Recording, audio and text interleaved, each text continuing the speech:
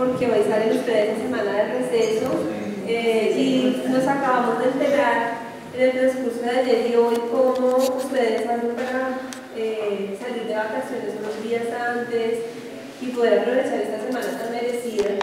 Les agradecemos profundamente que estén acá. Para nosotros es un gusto que ustedes hayan podido venir. Además la lluvia, ¿no? Tampoco nos ayudó mucho, pero creo que estamos en familia y vamos a disfrutar de este cierre tan importante de este curso que ha sido muy pero muy significativo para el proyecto y me atrevo a decir para los colegios. Siempre lo he discutido con el equipo de acompañamiento y es el impacto que se ha generado dentro de las instituciones, lo que ustedes han venido trabajando y cómo nos han facilitado los procesos del proyecto, articulando todo lo que hemos trabajado con estudiantes, lo que este curso propuso y lo que este curso disparó y esperamos que siga construyendo. Entonces ahorita Sandra Friel, la coordinadora del curso, nos va a dar unas pequeñas palabras y después Alba Lucía, que la voy a presentar más adelante, va a tener una conferencia con nosotros que sé que también va a ser importante. Y al final de la tarde pues vamos a ofrecer una copa de vino para que ustedes celebren este gran cierre. Gracias.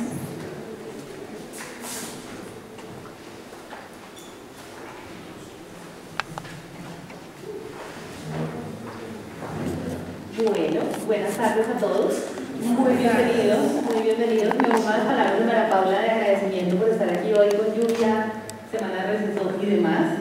Y sabemos que por eso pues también muchos no lograron llegar hoy. Nos da mucho pesar porque pues sí era un espacio, pero bueno, estamos con los que podemos hacer algo interesante esta noche. Yo quería contar un poquito cómo el equipo vivió el curso, a propósito pues de que lo estamos cerrando. Yo siempre le he llamado a la tercera etapa, pero la tercera etapa siempre decíamos que era como un intercambio de experiencias, como un espacio para que los orientadores pudieran contarse mutuamente, inspirarse mutuamente, que fue algo que atravesó además todo el curso, cómo habían aplicado las herramientas que ofrecimos en el curso en los distintos colegios. Por eso tenemos este escenario de pósters y de frases, digamos como de reflexiones que sacamos de la plataforma, donde gratamente nos sorprendimos de ver que los orientadores habían participado más de lo que esperábamos. Digamos que los cursos virtuales no son muy populares, ustedes saben, tienen altos niveles de deserción. Y en esta ocasión nos sorprendimos mucho de ver que había 24 páginas de Word de reflexiones de los orientadores. Entonces, cuando me puse a leer todo eso, me emocioné de ver todas las reflexiones. Yo ya había participado interactuando por algunos, pero había otras que habían llegado al final. Hicimos un ejercicio de sacar esas reflexiones y mostrarlas. Entonces, van a encontrarlas también para que hagan un recorrido y lean un poquito lo que está allí socializado en las paredes. Cuando empezamos a montar el curso con el equipo, no sabíamos muy bien qué iba a pasar. La verdad éramos un equipo nuevo, no conocíamos, digamos, las dinámicas y los contextos de los colegios, entonces estábamos como llenos de expectativas y con mucha incertidumbre sobre lo que se venía, ¿no? De hecho, eso mismo nos dificultó la tarea de montar el curso, porque como que no sabíamos del todo cuál era el grupo que nos iba a tocar. Y cuando hicimos ese primer taller, el primero y el que hicimos luego de réplica, por ejemplo con Luz Marina que nos acompaña, estábamos muy contentos de ver como el grupo de orientadores que habían llegado, como la calidad humana del grupo, como las posibilidades de reflexión y de profundización que tenían los orientadores. Estábamos contentos de ver también como el compromiso que había frente al trabajo con los colegios y nos uníamos mucho a las reflexiones de los orientadores frente a la manera en que muchas veces se desdibuja el rol del orientador en los colegios, ¿no? Muchas veces, y ustedes mismos lo manifestaban aquí, la función y el rol del orientador no es tan clara, y esa es una tarea, digamos, que estaba ahí como por construir, y está por construir. Queríamos entonces que el curso brindara elementos y herramientas para ayudar a hacer esa definición más clara de ese rol, porque veíamos que el orientador es un docente, el orientador es un pedagogo, el orientador es un psicólogo, el orientador tiene un campo de acción súper importante en los colegios, que muchas veces se desaprovecha por el mismo sistema educativo y cómo está configurada, digamos, la estructura del colegio. pero veíamos que el grupo era muy comprometido y con muchas ganas de hacer mucho trabajo. De ahí que las herramientas que brindamos en el curso pues se dispararon y fueron aplicadas a pesar del paro, a pesar de que tuvieron que negociar con profesores para que les brindaran espacios para poderlas aplicar. Eso lo supimos, ¿no? Como las dificultades de recuperación de tiempo después del paro y demás, que justo siempre como que hacemos este curso en la mitad de los peores momentos, ¿no? Porque así también después del paro. Como más una lección aprendida, ¿no? Para otro momento hacerlo como en una mejor época, porque sí, esa tampoco fue la mejor fecha. Pero, a pesar de eso, llegan ustedes aquí y nos muestran un montón, nos muestran sus bitácoras, nos muestran sus líneas de vida. Es decir, hay un compromiso muy importante y vimos que el curso sí como que empató muy bien como con las ganas de trabajar de los orientadores en los colegios. Entonces, pues nos vamos muy contentos. Y sumado a todo eso, pues ustedes le apostaron a la semi-inmersión y a la inmersión. Digamos que ahí hubo otro rol muy importante de los orientadores frente a la posibilidad, digamos, de traer los chicos que ahorita están con nosotros en la universidad, de seleccionarlos, de participar entendiendo el perfil de lo que buscábamos, de un poco considerar las lecciones aprendidas el año pasado con la inmersión y la semi-inmersión y el rol protagónico que tuvieron los orientadores en la selección de los chicos. Ese rol protagónico se ve hoy en día en los chicos que tenemos en la universidad. La mayoría de chicos van muy bien, todavía no han salido las notas, que eso ya puede cambiar el panorama, digamos, pero anímicamente, en su adaptación, en su socialización, están la mayoría. Obviamente hay casos, no hay casos, pero la mayoría van muy bien. Y siempre lo decimos, el proceso de selección de los estudiantes fue un proceso serio, fue un proceso, digamos, en donde los orientadores hicieron un trabajo a veces con los coordinadores, a veces con los profesores, rectores, pero el orientador fue una figura, digamos, protagónica en ese esfuerzo. Entonces eso lo valoramos muchísimo también y sabemos que eso es algo que estuvo, digamos, vinculado desde el curso. El curso también lo ayudó a que eso pasara, la existencia del curso. Entonces sí, estamos muy contentos con el trabajo. Pensamos que el curso pues, fue cortico, ¿no? Era un curso de 36 horitas, ¿no? Estamos hablando de un curso muy corto, de hecho creo que fue más largo. Sí, lo ampliamos. Le sacamos todo el jugo que pudimos a esas 36 horitas. Y nada, pues es como decirles que adelante y que sigan en esta tarea, digamos, comprometida a trabajar en los colegios y que estas herramientas ojalá pues les sigan sirviendo para mejorar, enriquecer, fortalecer el trabajo que hacen en los colegios día a día. Eso es. Gracias. Les voy a presentar a Alba Lucía. Alba Lucía Cruz Castillo es trabajadora social, especialista en política social, magíster en estudios del desarrollo y doctora en antropología social y cultural.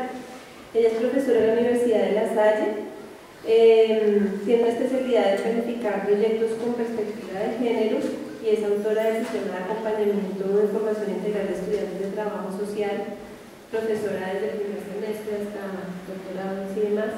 Entonces la idea es una conversación, ya que tenemos un auditorio tan pequeño, la idea es poder dialogar un poco con respecto a un tema que se cerró,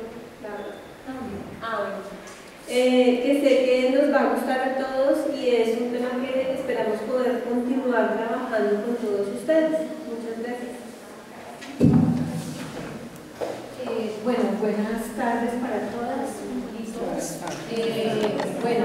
La idea un poco, yo voy a centrar un poco como lo que les traje, tratando de cuestionar, como poner en cuestión más bien teórica tres cosas que para mí son fundamentales.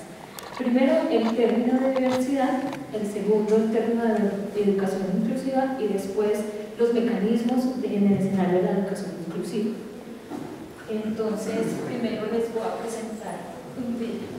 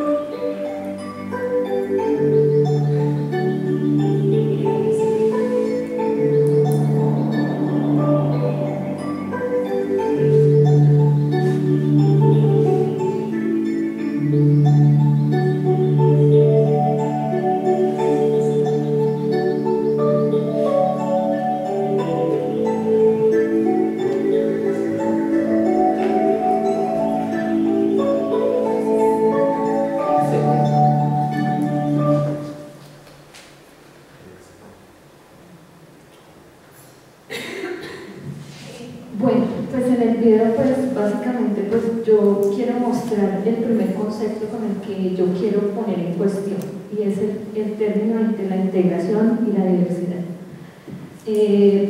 Lo primero que voy a empezar un poco diciendo es que la cultura de la diversidad no consiste esencialmente en incluir o integrar las minorías, sino probablemente en el escenario cultural, social de interpretación de las diferencias, y que allí entre estas dos cosas pues hay una distinción, dijéramos, muchísimo más grandes. Pero también de fondo existe otra cosa que se pone en tensión allí, y es que el término, dijéramos, de integración básicamente entonces va a tener referencia un poco al concepto de normalidad, y dentro de la normalidad hay unos ejercicios de poder frente a los sujetos. Entonces allí también hay como unas razones de pensarse que no es lo mismo integrar que mirar un escenario de diversidad e inclusión. Entonces esas son las dos primeras cosas que quiero poner. El segundo es que fundamentalmente, dijéramos, para pensar una escuela integradora hay que salir del esquema de pensar la diferencia y la clasificación de los sujetos. Cuando nosotros estamos asumiendo, dijéramos, que lo diferente se clasifica de acuerdo a escenarios de segregación, que después voy a explicar esto, pues no es posible la participación y no es posible la inclusión, porque se antepone el concepto de la clasificación, entendía la clasificación como una parte de dar respuesta a esas cosas anormales que dentro del sistema educativo genera. La otra postura quizás es un poco entender que la diversidad no es una característica de los sujetos, sino que es una característica de la sociedad, y que la sociedad allí está compuesta, digamos, por diversos factores de lengua, cultura, religión, geografía, capacidades físicas, psíquicas, y que en realidad, dijéramos, la diversidad no es la individualización de los sujetos, sino que es la naturaleza de la misma espontaneidad de lo que implica el ejercicio de las relaciones sociales.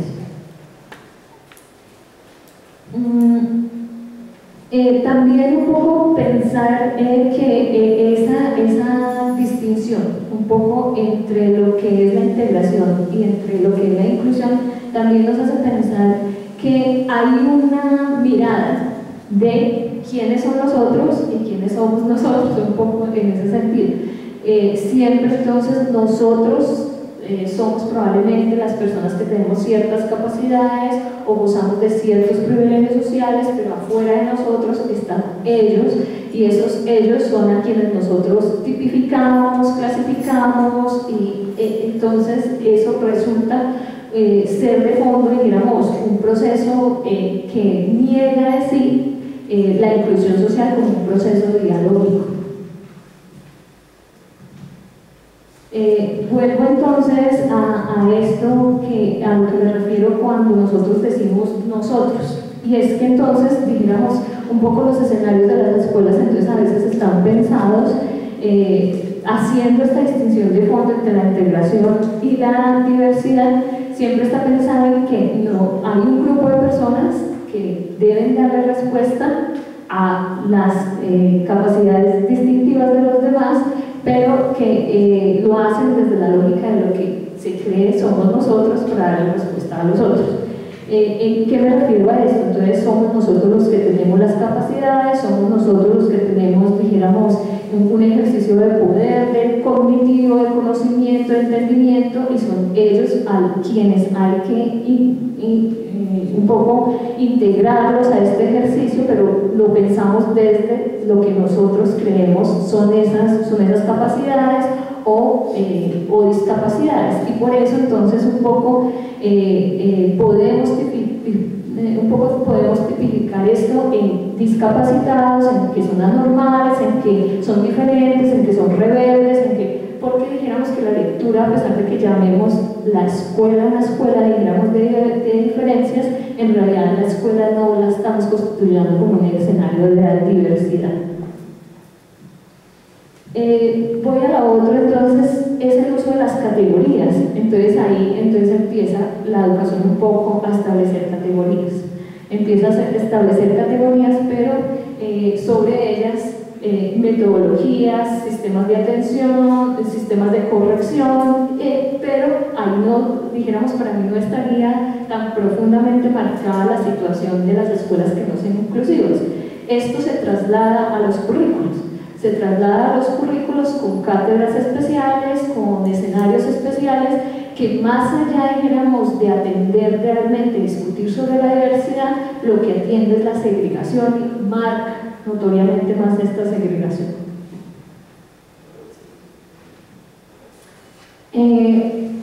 Por eso entonces yo un poco traje lo que es la definición de la integración. La integración es el proceso de incorporar física y socialmente dentro de la sociedad a las personas que están segregadas y aisladas de nosotros. Vuelvo otra vez al término de nosotros. ¿Quiénes somos nosotros? ¿Cómo determinamos cuáles son, dijéramos, nuestros poderes discursivos para decir que afuera de nosotros están otros y que esos otros, pues, dijéramos, tienen marcadas diferencias con nosotros y que por lo tanto debemos hacer todo un proceso de atención a la anormalidad que permita que esas personas, insisto, se integren al sistema. Sigo insistiendo que esto marca segregaciones, pero este es un concepto que se sigue utilizando en los currículos y en las cátedras, y voy a una cosa que para mí me parece un poco más peligrosa, y es que en las cátedras que tienen que ver con ciencias sociales y esto, se atiende, se lee, se hace la misma lectura, digamos, de esta segregación y se multiplican en contenidos y en contenidos teóricos y discursivos que van, digamos, a las relaciones entre quienes atienden la diferencia y entre quienes constituyen la escuela y la materializan en un currículo. En este sentido, pues voy a marcar como algunas diferencias en el escenario escolar entre la integración y la inclusión. La integración básicamente se basaría en buscar procesos de normalización. Se centra en los alumnos con necesidades especiales. Supone que allí el estudiante básicamente lo que hace es un proceso de adaptación bajo unos parámetros que nosotros hemos decidido frente a la integración. La inclusión implica de entrada, digamos, un proceso en el cual yo entiendo la diversidad, digamos, como un elemento estructural de la sociedad que me permite dialogar sobre esas diferencias, pero me permite comprender el sentido, digamos, cotidiano que tiene la diferencia, que son dos cosas como muy diferentes. Y las escuelas inclusivas no trabajan sobre los escenarios de la diferencia, sino que trabajan sobre el escenario complejo que implica ser diferente en el escenario de los derechos humanos y cómo desde allí probablemente esas diferencias son vulneradas y cómo esas diferencias, dijéramos, son tratadas por las sociedades en un escenario de inclusión, que son, dijéramos, dos perspectivas diferentes. El otro es que la inclusión basa, dijéramos, el entendimiento de la diversidad, no solamente lo pone en el escenario, dijéramos, de la escuela, sino que lo pone también en el escenario sociocomunitario, sociocultural de la diversidad. ¿Qué quiero decir con esto? Insisto que se asume la diversidad no como un papel de los sujetos diferenciados que están en la escuela, sino como un escenario de discusión dialógica de lo que pasa cotidianamente en la sociedad. Y allí pues hay unas diferencias de fondo y ¿cuáles son? Son el entendimiento de las relaciones socioculturales, el entendimiento de las relaciones sociopedagógicas y las relaciones interactivas que la escuela tiene con los contextos sociocomunitarios, y eso efectivamente da un giro. La otra es que se marca, digamos, la diversidad sobre el escenario del reconocimiento, que es distinto al escenario de la individualización. El escenario de la individualización lo que trata es hacer el ajuste normativo sobre el cuerpo disciplinario del sujeto que intenta salirse por alguna cosa de un sistema que no es capaz de darle respuesta a la comprensión de la diferencia. Mientras que el otro, dijéramos, lo que trata de hacer es un escenario de reconocimiento social sobre un ejercicio de derechos humanos que le permite a la persona otros diálogos, incluso participativos. Y la otra, dijéramos que no es un proceso, no es que el sujeto se adapta al sistema, sino que la escuela se adapta a las comprensiones, dijéramos, interactivas de lo que implica la diversidad. Son dos posturas diferentes. Acá un poco volvemos como a eso de qué implica una visión desde nosotros y qué implica una visión de todos y todos en el escenario de la diversidad. Desde nosotros, pues entonces nosotros somos lo que anteriormente decía, somos las personas que por alguna razón tenemos, dijéramos, las razones cognitivas, las razones lógicas de hacer las cosas, los que estamos dentro de un sistema que, dijéramos, entendemos, comprendemos. Nosotros, entre comillas, somos los normales, porque entre comillas somos la mayoría, y somos los sujetos que estamos dispuestos de poder para poder curricularizar incluso algunas prácticas sociales que, dijéramos, son diferenciales. En la otra, los ejercicios de participación pues cambian, porque allí el escenario es sobre sujetos iguales. Y los sujetos iguales marcando, dijéramos, los ejercicios de diversidad.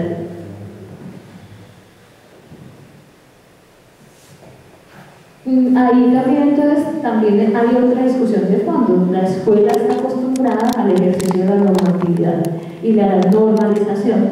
Y dijéramos que esto no permite tampoco incluso que haya generación de capacidades o de otro tipo de entendimientos y comprensiones alrededor de lo que implica la misma sociedad, implica, por ejemplo, el escenario dialógico entre quien está en un escenario escolar o se está educando en algunas cosas fundamentales que enseña la escuela en relación con la convivencia social u otro tipo de acciones que ese sujeto tiene en la comunidad.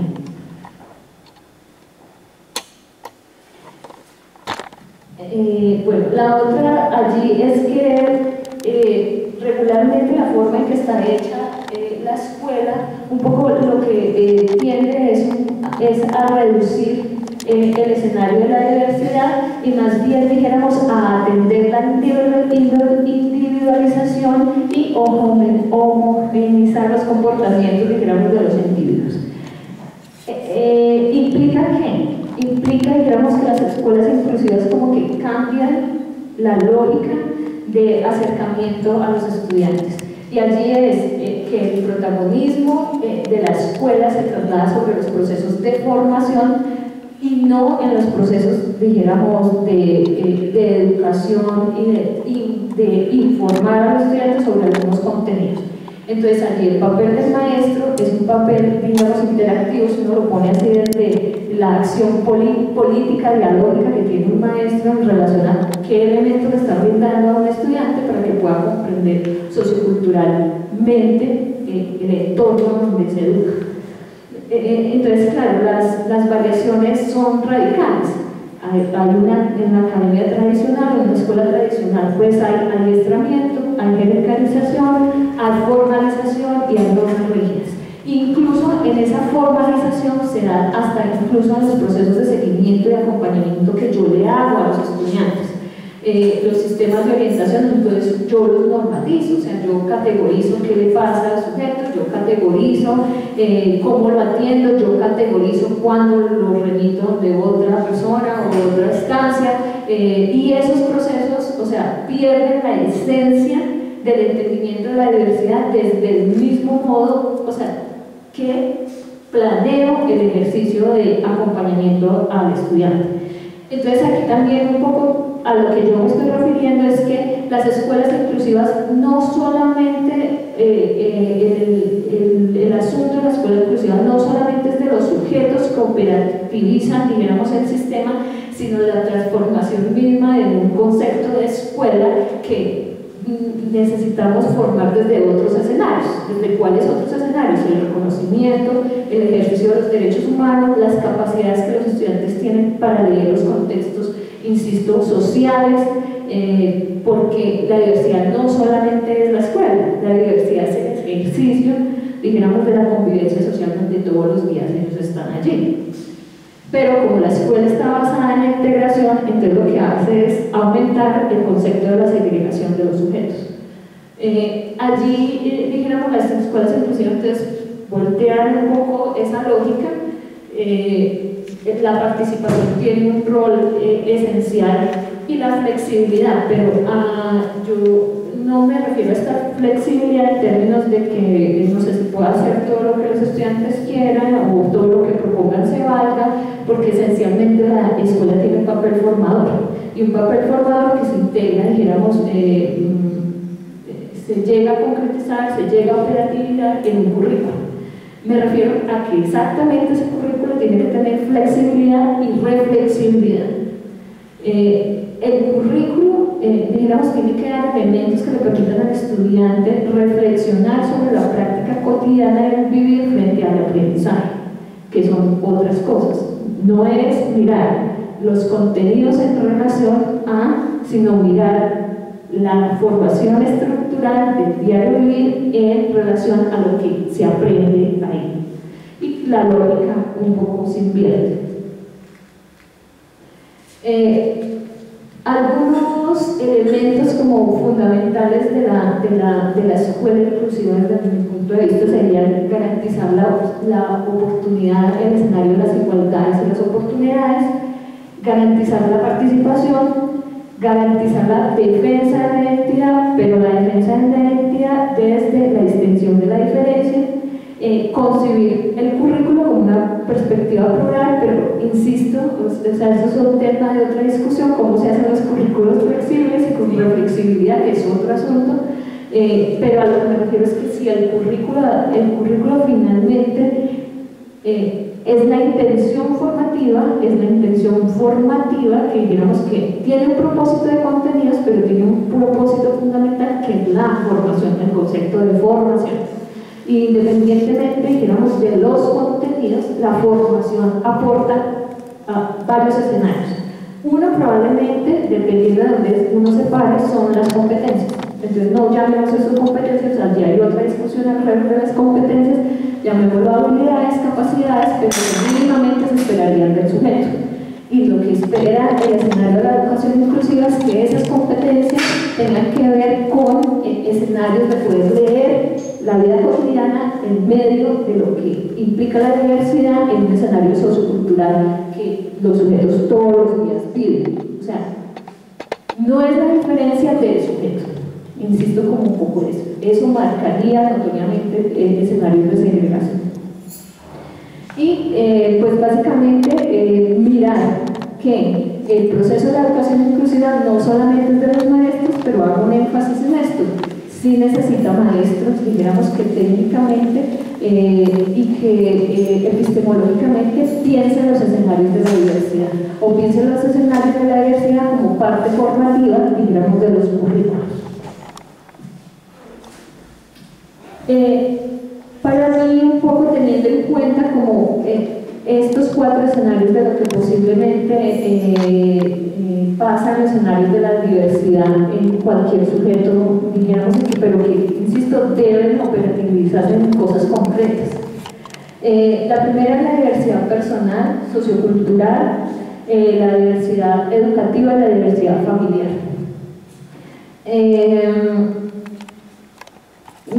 El programa de trabajo social tiene una cosa que nosotros llamamos el sistema de acompañamiento a la formación integral.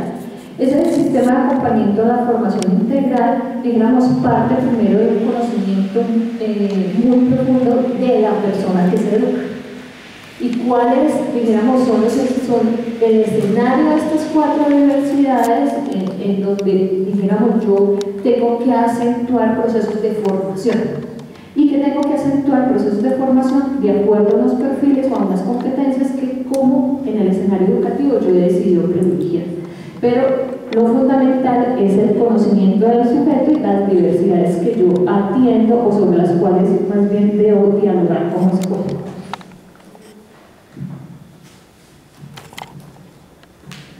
Acá un poco también quiero como hacer la distinción en que básicamente la cultura de la diversidad pues debe tener en cuenta cada una de esas categorías como es el género, la etnia, las culturas, las ideologías y dejar de lado la mirada sobre las desigualdades. Porque efectivamente entonces las desigualdades sociales tienen, dijéramos, otra connotación social desde donde leerse. Y la escuela lo que debe leer un poco son el escenario de la diversidad. Las escuelas inclusivas pues son, digamos, una apuesta que más o menos la UNESCO saca en los años 90, pero que ha tenido como distintas fases evolutivas de cómo se ha formulado para que se llegara a hablar de escuelas inclusivas.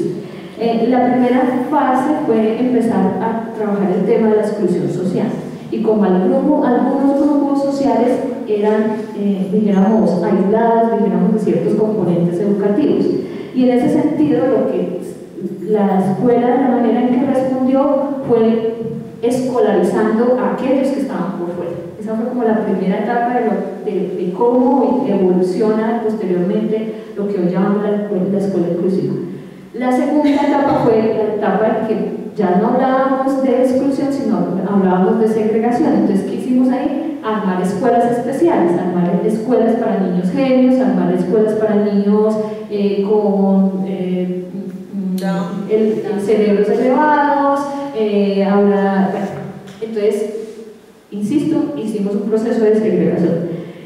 La tercera fase fue mirar el tema de la integración, que pues, sobre el cual quiero marcar diferencias, porque aquí lo que hicimos fue incorporar a esas personas, dijéramos, para tratar de meterlos a un concepto de escuela normatizada y normalizada que nosotros teníamos. Y el otro es el avance, dijéramos, o la propuesta de la escuela inclusiva, que se crea sobre la condición de la participación en el entendimiento de la diversidad desde un punto de vista sociocultural. Pensado de esta manera, entonces, la primera etapa, es decir, la que nosotros referíamos a la exclusión, pues de entrada niega el derecho a la educación.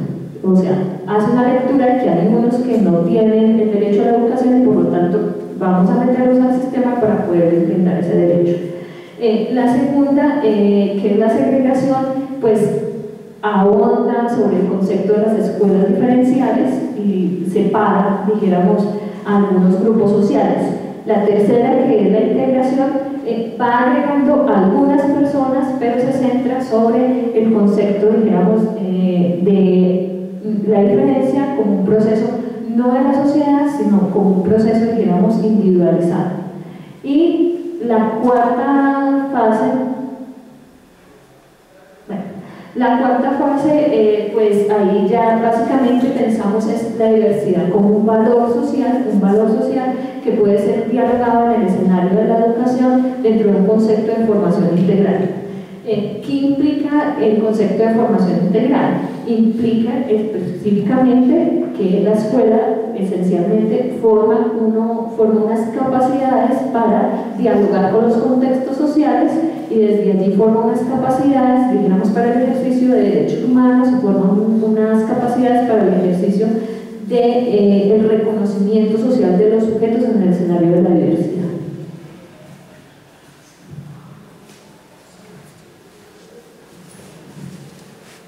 Si nosotros nos paramos en esas anteriores fases, casi que la diferencia se vuelve entonces un problema un problema de la escuela, yo atiendo la diferencia, por lo tanto hago todos los mecanismos operativos curricularizados para atender la diferencia, pero si yo me paro en el concepto de la educación inclusiva, yo ya no pienso, digamos, en esos problemas, sino que pienso en las barreras de aprendizaje de los escenarios escolares frente al reconocimiento de la diversidad. Y digamos que allí también hay un cambio de perspectiva en la medida que es distinto atender un problema a tratar de dialogar sobre una barrera, que la barrera, digamos, tiene una connotación de cómo se lleva metodológicamente al escenario de la pedagogía. Esta yo creo que es un poco una gráfica que resume como el proceso de diferenciación entre la inclusión y la integración. Pues, en el primero, que es todo el tema de la integración, un poco lo que yo hago efectivamente es tratar de normalizar eso hacia un parámetro de escuela o hacia un parámetro de atención que yo tengo y meterlo ahí. Y en el otro lo que hago específicamente es conformar la escuela teniendo en cuenta la diversidad.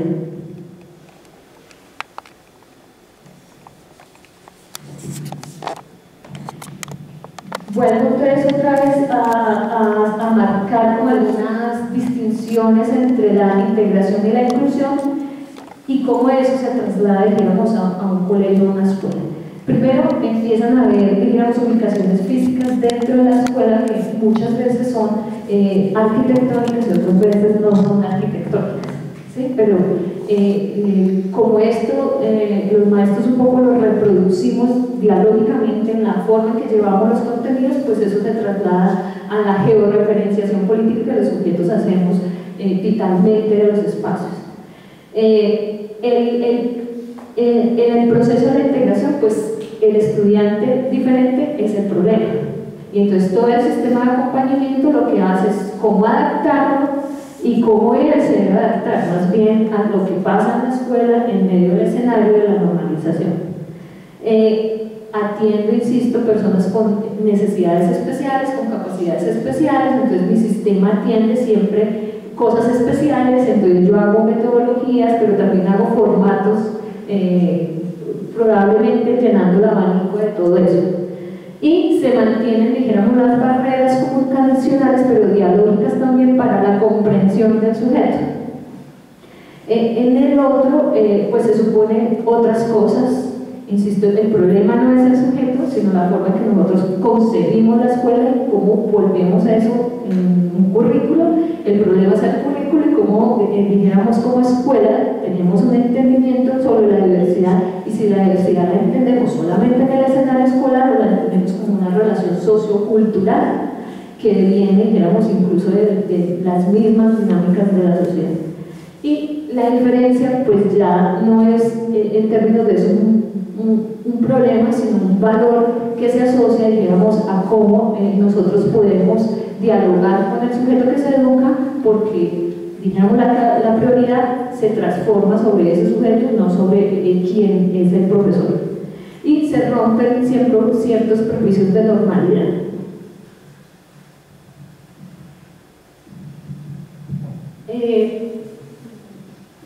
Este sería un poco como un resumen de todo esto, o sea, siempre la oveja mala no es la oveja negra, y lo que hay que pensar un poco es qué tiene la oveja negra que pueda ser interesante para dialogar en el contexto, dijéramos, de las ovejas blancas, sino al contrario. Entonces, básicamente, como quiero un poco cerrar con 3 reflexiones interesantes que me parecen a mí. Una, primero, la escuela inclusiva se trabaja sobre el tema de la diversidad y no de la integración. La otra es que no hay integración, no hay diversidad, no hay escuela inclusiva si no existe diversidad en el pensamiento curricular y en la forma que asumimos curricularmente la diversidad.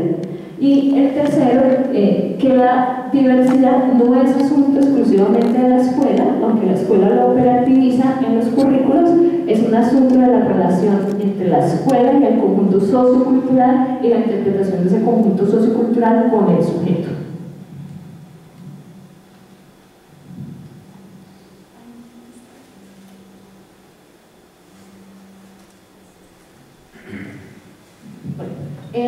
Para finalizar, este que también me parece que reúne como algunas cosas un poco que quiero aquí discutir, que ahorita pues en las preguntas o en algo, o en la retroalimentación pues un poco ahondaremos.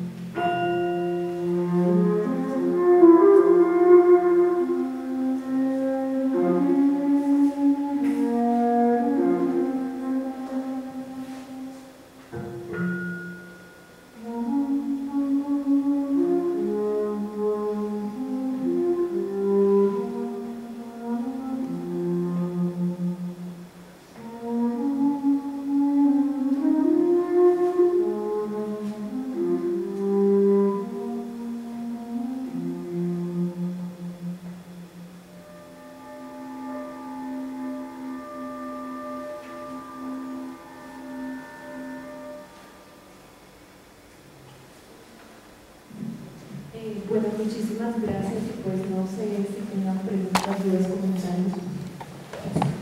Sí.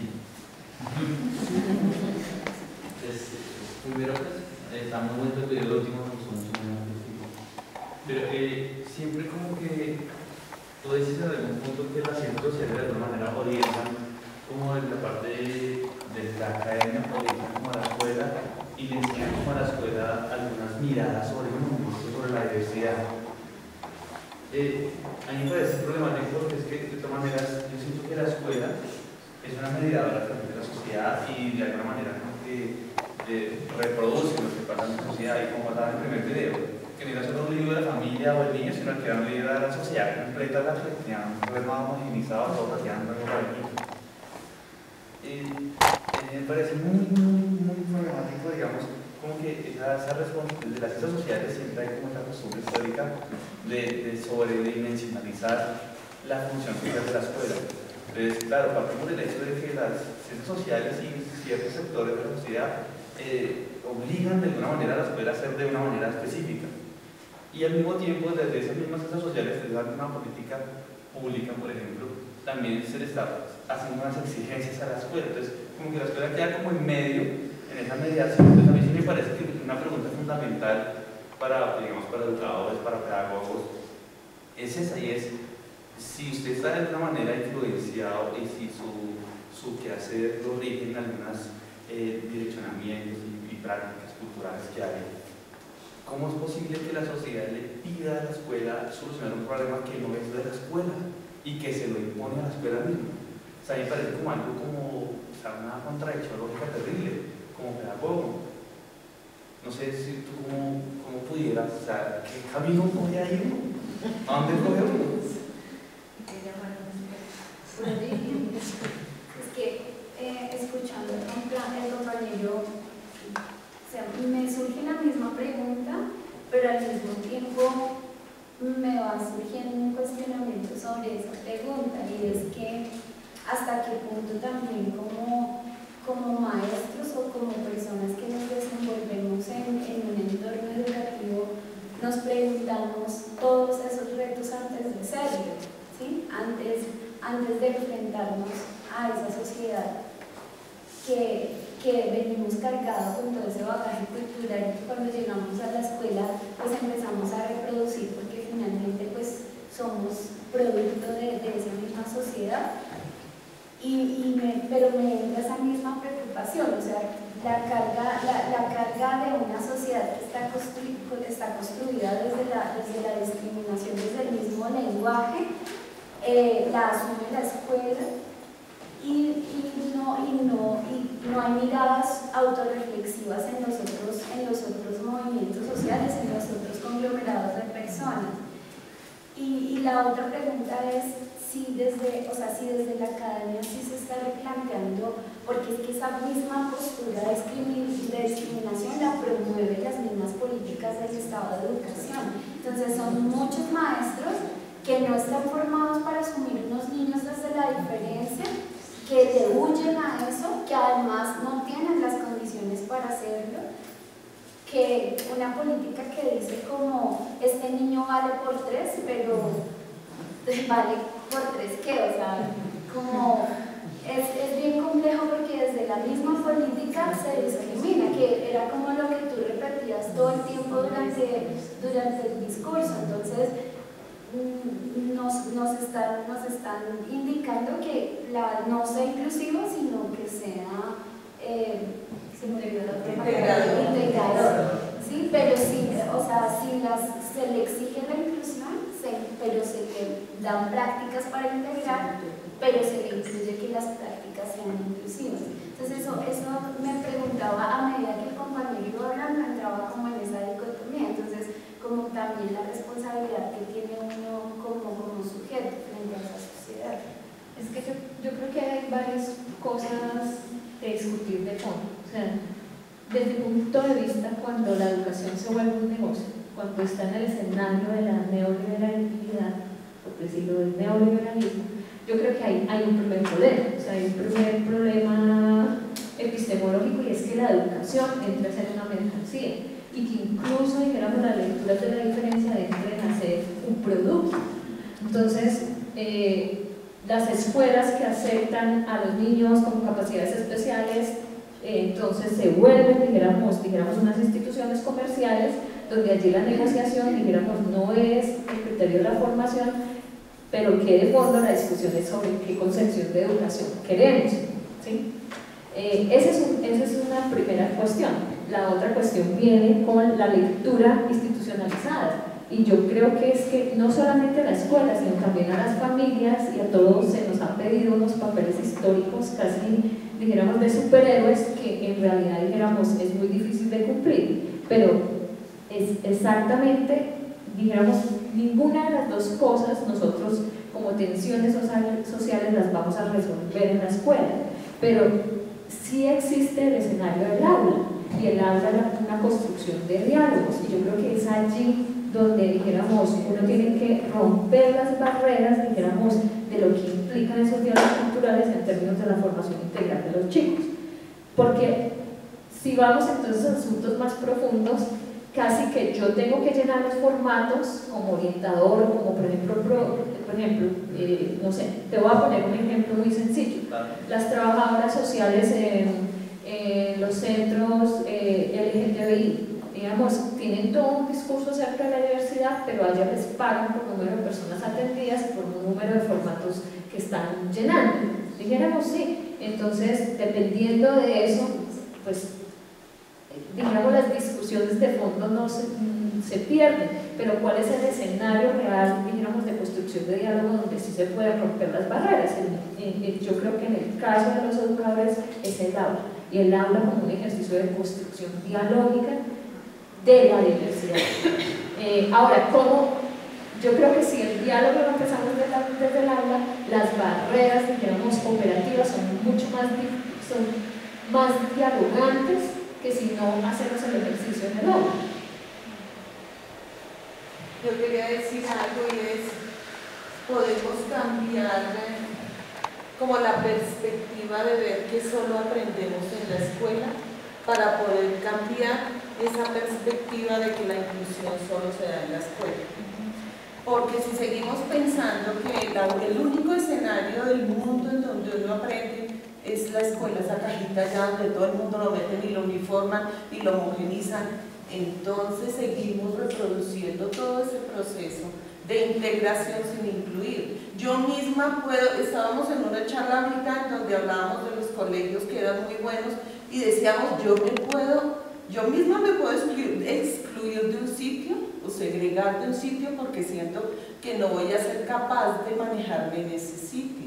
Entonces, mientras la sociedad siga siendo segregadora y excluyente, pues en el mundo, por más escuelas que haya, por más discusiones en el aula que haya, y porque hagamos muchos talleres y tratemos de que nuestros niños en las escuelas cambien de pensamiento, ellos salen a un mundo real y todo lo que decimos nosotros no va a ser significativo para ellos porque van a tener la exclusión desde sus casas y en la sociedad permanentemente.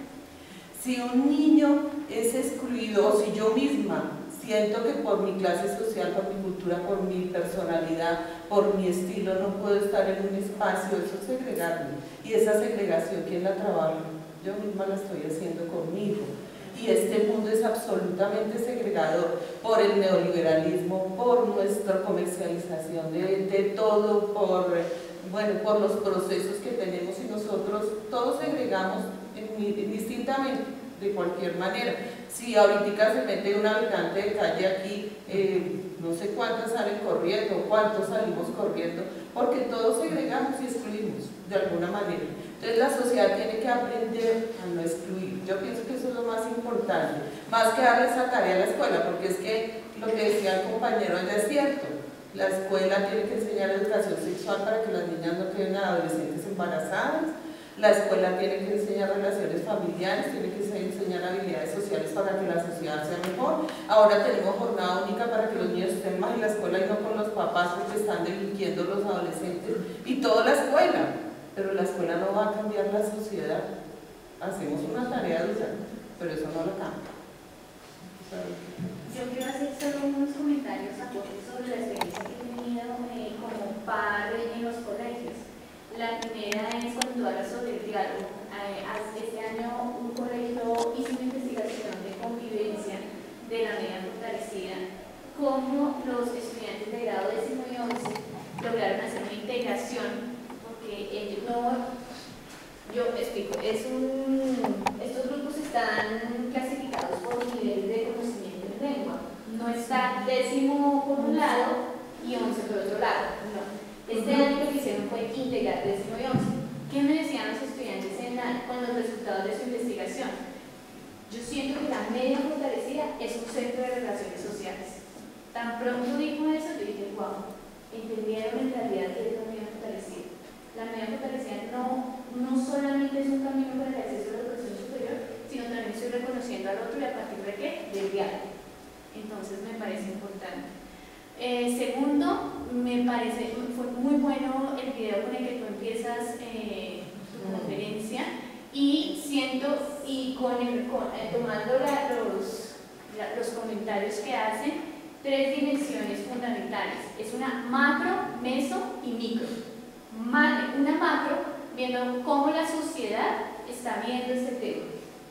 Cómo la sociedad nos somete también a someternos a reglas o a competencias, que si lo hablamos desde la escuela, a competencias ciudadanas. De ahí que yo me cuestione qué son competencias ciudadanas. Una dimensión meso, cuando lo miro desde mi como lo que tengo alrededor, la escuela. Podría incluir en ese momento cómo veo la integración o la inclusión dentro de la escuela. Y lo micro, cuando me estoy viendo como desde mi individualidad, desde mi yo, desde cómo estoy conmigo misma. Cuando trabajo competencias ciudadanas en la escuela, siempre tendemos a que voy a trabajar el currículo desde la sociedad. Y me doy cuenta que eso no es el resultado. El resultado de una verdadera competencia ciudadana es cuando hago un trabajo individual para luego replicarlo y multiplicarlo hacia la sociedad, hacia el otro. Creo que es lo fundamental. Bueno, yo diría finalmente que sí, o sea, hay muchas discusiones en las cuales uno podría, dijéramos, ahondar, bueno, si el peso institucional de las escuelas y todo lo que estamos o no, dijéramos, trasladando a las escuelas, pero entonces ahí uno también tiene otra discusión. Entonces, bueno, los maestros nos podemos dedicar a replicar el sistema y dijéramos, pensar que en esencia la escuela no tiene una acción transformadora, y yo creo que en esencia, bajo la dimensión que sea, la escuela sí tiene una dimensión transformadora en la sociedad. Ahora, pienso que la escuela tiene una acción dialógica con la sociedad, y es ahí donde, digamos, tiene que hacer el fortalecimiento curricular, no centrada en el aprendizaje de contenido, sino centrada en las comprensiones sociales que implican la relación entre sujeto y contexto. Y creo que allí hay otra transformación incluso en la lectura curricular que nosotros tenemos, y de cómo, insisto, de cómo esos currículos se terminan operativizando en un formato de seguimiento, en un formato de acompañamiento y en muchas otras cosas.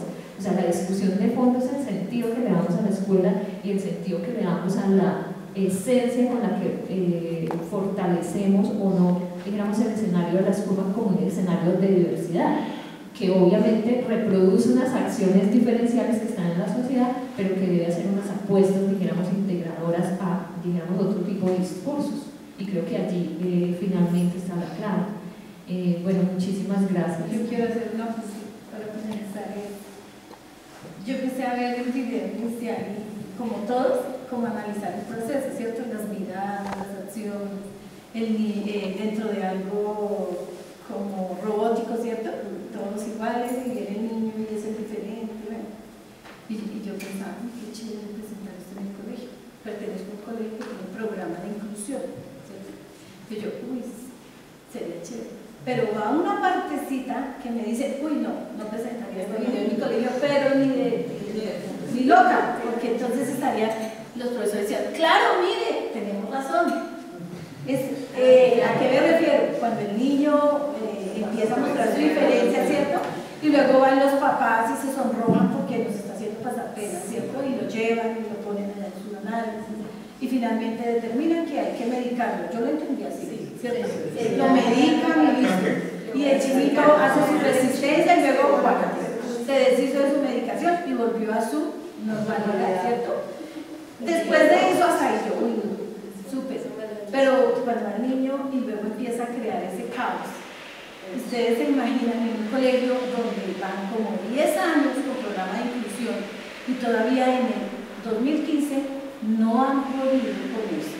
Casi lo que decía la compañera, que es difícil, que complicado, que no estamos preparados, pero pues es el discurso permanente del esfuerzo, sobre todo cuando hay un de evaluación y promoción y empieza que este niño, que este otro, y entonces le toca duro a la compañera que es de aula especializada, ¿cierto? Que ellas tienen el nombre ahora, es de docentes de aula especializada, y eso, ellas es un bombardeo de cera de todas esas reuniones, ¿no? Porque no queremos, todavía reniegan, todavía vociferan vociferan, todavía echan culpas, todavía reclaman en torno a los niños que hay del programa de inclusión en el colegio. Entonces yo decía, no, este video y que vea que el chinito armó el caos. Pues ahí la aplauden, el video van a decir, claro, mire, ahí está el resultado, ¿cierto? Ese es el mismo caos, el mismo caos que ellos están sintiendo, ¿no? Entonces me desconcertó un poquito el final. Es bonito el final, uno siente que es chévere, ¿cierto? O sea, es entender que estos niños son especiales, entre comillas, que es el término que utilizamos, y que de acuerdo a su charla, pues igual tampoco debe ser como más acertado, no cabe ahí. Pero saber que son tan especiales y que llegan a la tierra, ¿cierto? Y que nosotros debemos tener ese compromiso de valorarlos y decir, vean qué chévere que llegó dinamismo, llegó acción, llegó creatividad, llegó de todo, pero no nos vemos así. Y casi que uno no encuentra cómo, porque allá llevan las charlas, de pronto, no sé, alguna vez llevaron esto de la doctora Claro, eso, y lo hicieron lúdico y rico, y bueno, todos esos talleres que nos llevan, y aún no hemos podido que realmente... Pero yo creo que las discusiones hay que trasladarlas al currículo, o sea, al sentido de la escuela. Mientras dijéramos eso, no sé, en discusiones dijéramos que epistemológicamente contengan esto, pueden haber discusiones de las definiciones, pero no de los sentidos. Y creo que la importancia es cómo discutimos sobre los sentidos y cómo trasladamos los sentidos a las funciones prácticas. Pero volvemos a lo mismo, que eso es lo que dicen ellos. No estamos preparados, no nos preparamos dentro de la licenciatura o de los estudios que se han hecho para trabajar con la población. Entonces, pues de ahí quién nos saca de ese discurso. Es complicado. O sea, chévere, estuve muy atenta, me pareció, cuando dijeron pero quién nos saca de esa partecita de decir que somos docentes, llevamos tantos años, pero no estamos preparados para eso. Difícil. O sea, es una cosa de complicada. O sea, se maneja chévere, pero en el colegio es complicado. Nos toca cambiar de perspectiva de escuela, esencialmente. Y que no le corresponde únicamente al actor que está dentro de la escuela, sino que le corresponde al conjunto de las interacciones que tienen que ver con la escuela, que está el marco de la política, está el marco del entendimiento de lo sociocultural y está el marco operativo y integrador de la escuela. Entonces, creo que ahí también hay unas rupturas dialógicas entre las intenciones filosóficas de los planes de desarrollo de la educación, las intenciones formativas de la escuela y las necesidades de quienes van a la escuela. Y creo que ahí existen tres rupturas que regularmente es muy difícil en términos de la rutina dialogar con ellas. Pero sigo insistiendo que la pregunta es por el currículo y las relaciones integradoras del currículo. Bueno, muchísimas gracias, espero que el Calvino les quede muy bien y muchísimas gracias.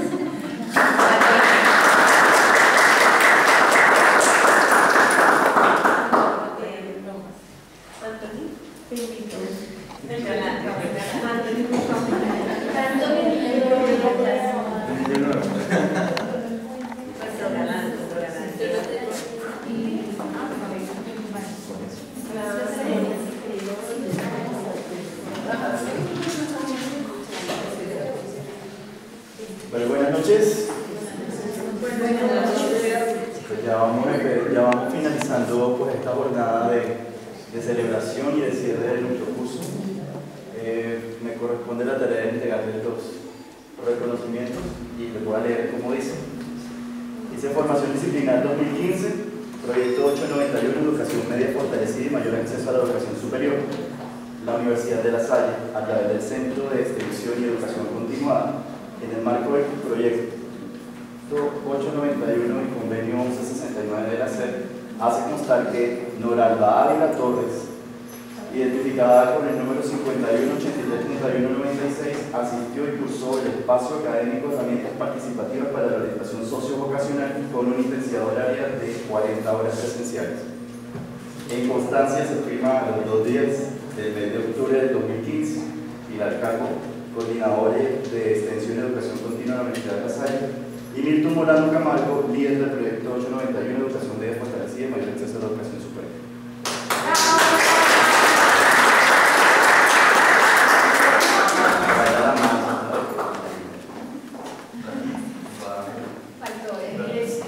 Los signos. Erika Briceño Acera.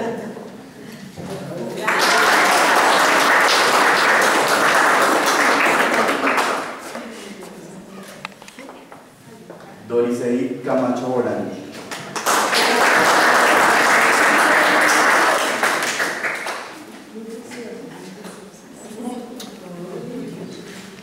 Yolanda Espitia Bucanero.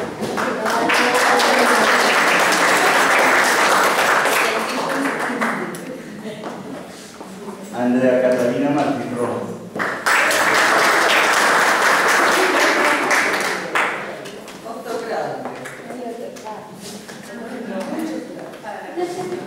Nel Piñeros Castro.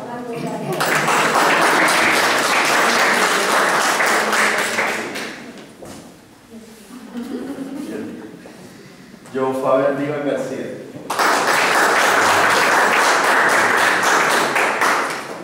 Y el pico.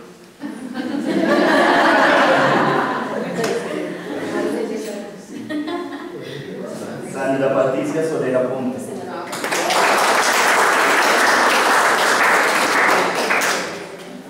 Y por último, Luz Marina Velázquez Camero.